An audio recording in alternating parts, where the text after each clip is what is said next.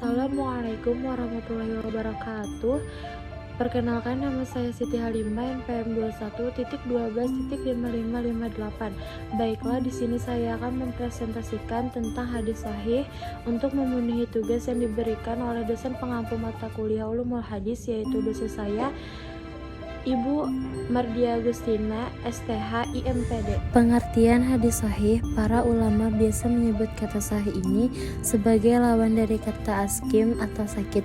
Maka hadis sahih secara bahasa adalah hadis yang sehat, selamat, benar, sah, sempurna, dan yang tidak sakit. Secara istilah, menurut Subi al-Salih, hadis sahih adalah hadis yang sanadnya bersambung, diriwayatkan oleh periwayat yang adil dan dabit hingga bersambung kepada Rasulullah, atau pada sanad terakhir berasal dari kalangan sahabat tanpa mengandung syadz, kejanggalan ataupun ilat, yaitu cacat.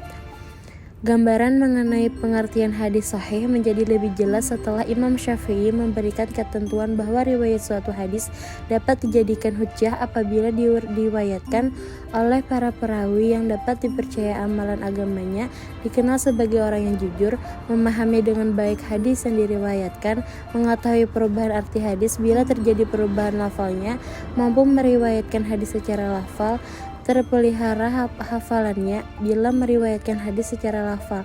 Bunyi hadis yang dia riwayatkan sama dengan bunyi hadis yang diriwayatkan oleh orang lain dan terlepas dari tadlis atau menyembunyikan cacat.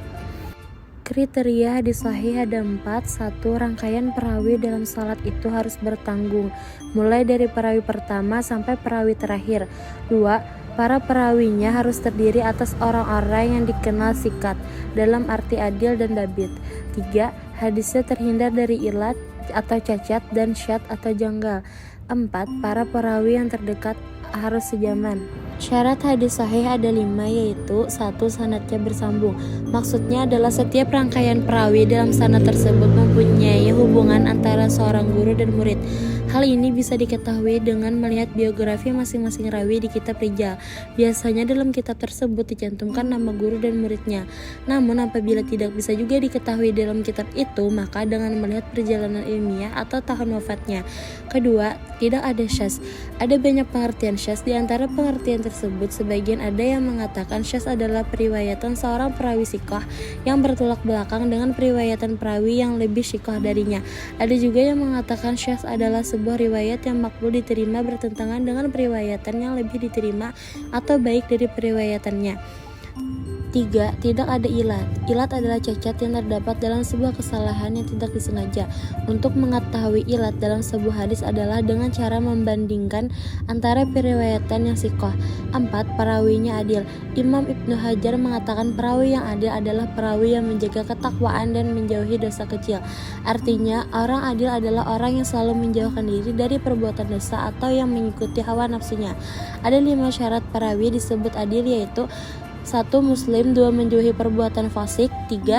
Bukan orang yang teledor. 4. Mukallaf, balik dan berakal. 5. Menjaga muru'ah. Muru'ah di sini artinya sangat lokalistik, sesuai dengan adat dan kebiasaan daerah perawi hidup. 5. Perawinya dabit. Ada 2 jenis dabit, sard dan dabit kitab. Dabit sard adalah kuat hafalannya, sedangkan dabit kitab adalah tulisan yang benar-benar dijaga oleh penulis dan itu ditulis langsung dari asalnya. Adapun maksud dari am-misli adalah setiap perawi meriwayatkan dari perawi yang sama.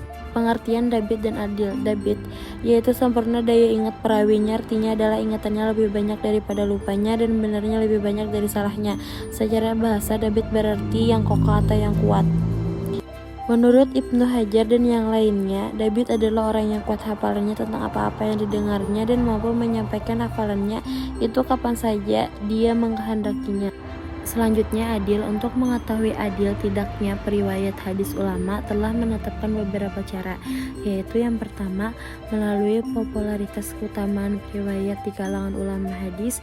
Periwayat yang terkenal keutamaan pribadinya, misalnya Malik Ibnu Anas dan Sufyan al-Thawri, tidak diragukan keadilannya. Kedua, penilaian dari para Kritikus riwayat hadis. Penilaian ini berisi pengungkapan kelebihan dan kekurangan yang ada pada diri periwayat hadis. Yang ketiga, penerapan kaidah al-jar wa al-ta'dil. Cara ini ditempuh apabila para kritikus riwayat hadis tidak sepakat tentang kualitas pribadi periwayat tertentu.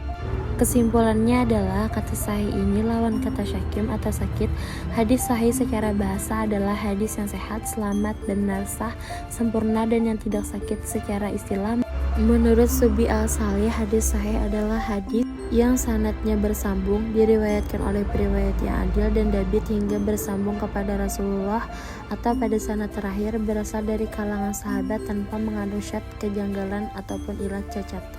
Berdasarkan tentang pengertian hadis sahih, dapat diketahui ada 5 syarat hadis sahih dan kriteria hadis sahih ada 4. Sekian presentasi saya. Terima kasih atas ketenangan Anda dalam mengikuti presentasi kali ini.